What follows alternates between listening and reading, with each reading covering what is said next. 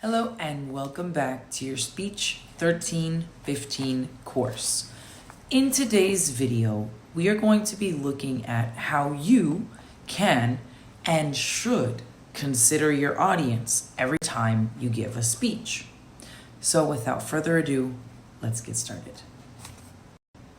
Remember, you are forming your message for your audience. So anything you're saying, they are the ones who are going to be decoding your message. And you need to keep that in mind. So when you create a message, create it with your audience in mind. So you have to ask yourself, who am I talking to? And how can I make this message effective for them? How can I make sure that they understand the message that I want them to understand? So first, select your topic and narrow it down to a few points. This will help you organize your speech and structure it in an easy to follow manner. Consider your audience. Ask yourself who you're talking to. How old are they? What are their likes, dislikes? What do they value? What's their background experience? What's their socioeconomic status, education level, and so on and so forth. When you're able to pinpoint your audience, you can structure your message in a way that will be more effective. Of course, you want your message and your speech to be appropriate for the occasion. So ask yourself, what's the occasion? Obviously, if it's an impromptu speech, it might be under the conditions where your friend asks for you to give a speech for his or her wedding.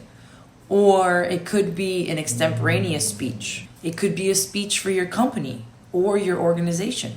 And you might have to deliver messages to your clients. Who are your clients?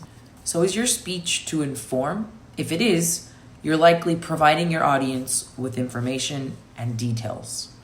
Is your speech to persuade? So if you're part of a business organization, perhaps your boss might ask you to present a speech to clients, getting them to purchase your products or services. And finally, we give speeches simply to entertain our guests. Now you can develop your central idea. Your central idea should consist of one sentence that tells your audience what you're going to be talking about. Kind of like your thesis statement when you're writing an essay. Now it's time to generate your main ideas, or invention, as it was called in Roman times. So make sure you stick to a few main ideas and back them up using extra details. This will be in the body of your speech. You know who you're talking to now, and you have your appropriate topic for your audience, a topic that you're probably familiar with or that you've had enough time to research in advance. And you've already come up with your central ideas and your well-worded main ideas.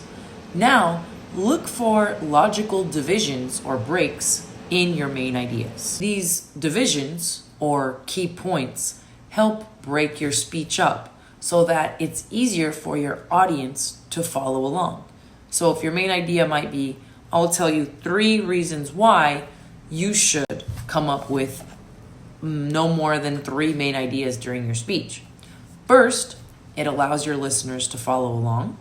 Second, it simplifies your central topic. And third, it allows your speech to be put together and well organized.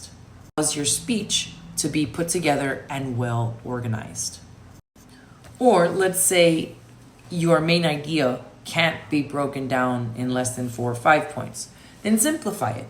Today, I will tell you 5 points that will help you be a more effective public speaker. 1, know your audience.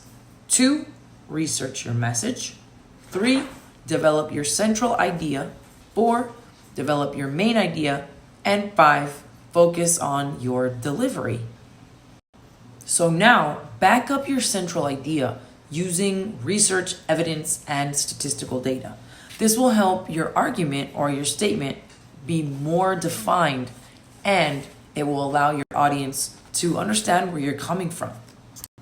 So one statistic I might use, for example, might sound something like this.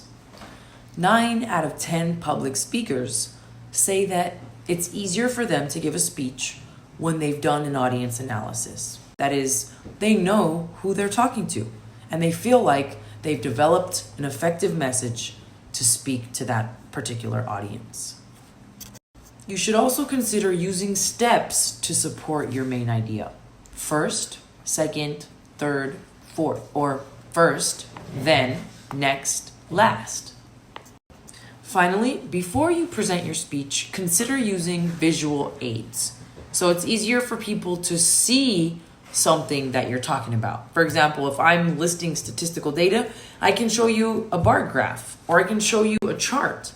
Or if I'm trying to explain some type of physical thing, I can show you a picture of it. It's helpful to keep in mind that if effort is organized, accomplishment follows. So if you can, practice your speech and prep everything that you find necessary before it's time to actually give your speech.